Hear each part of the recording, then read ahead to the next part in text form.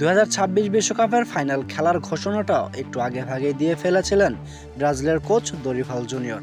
যেখানে তিনি নিশ্চয়তা দিয়েছিলেন 2026 বিশ্বকাপের ফাইনাল খেলার, সেখানে বিশ্বকাপ খেলা নিয়ে শঙ্কায় পড়ে গেছে সেলেসাওরা। পরিসংখ্যান বলছে জয় পরাজয়ের খেলায় এটাই ব্রাজিলের সবচেয়ে বাজে ফলাফল। 2003 থেকে 2022 সালের মধ্যে দক্ষিণ আমেরিকার অঞ্চলের বিশ্বকাপে বাছাই পর্বে মোট 71 ম্যাচের মধ্যে কেবল হেরেছে 5টিতে। কিন্তু এবার 2026 বিশ্বকাপে বাছাই পর্বে 8টি ম্যাচের মধ্যে 4টিতে হেরে বসেছেন সেলেসাওরা। এতে বোঝাই যাচ্ছে দরিভাল জুনিয়রের সামনে সময়টা খুব একটা সহজ নয়। এমন বিধ্বস্ত বাজে পারফরমেন্সের পরও কি দরিভাল জুনিয়র বলতে পারবে 2026 সালের বিশ্বকাপের ফাইনাল খেলবে ব্রাজিল? যেখানে ফিফা র্যাঙ্কিংয়ে সবসময় 1 নম্বরে থাকতেন ব্রাজিল, সেখানে শুধু বাছাই পর্বের পয়েন্ট টেবিলে রয়েছেন 5 নম্বরে। ম্যাচে 4 হারের সঙ্গে আছে 3 জয় আর 1টি ড্র। ব্রাজিলের গণমাধ্যমে জানাচ্ছেন দক্ষিণ আমেরিকার অঞ্চলের বাছাই পর্বের বিচারে এটাই ব্রাজিলের সবচেয়ে বাজে দল। এর আগে কখনোই শুরুর 8 ম্যাচ পর্যন্ত এতটা বিধ্বস্ত হননি ব্রাজিল।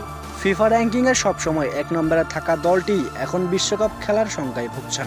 সামনেকার ম্যাচগুলোতে যদি ব্রাজিল তাদের এই ফলাফল পরিবর্তন না করতে পারে, তাহলে হয়তো খেলতে পারবেন না 2026 বিশ্বকাপ।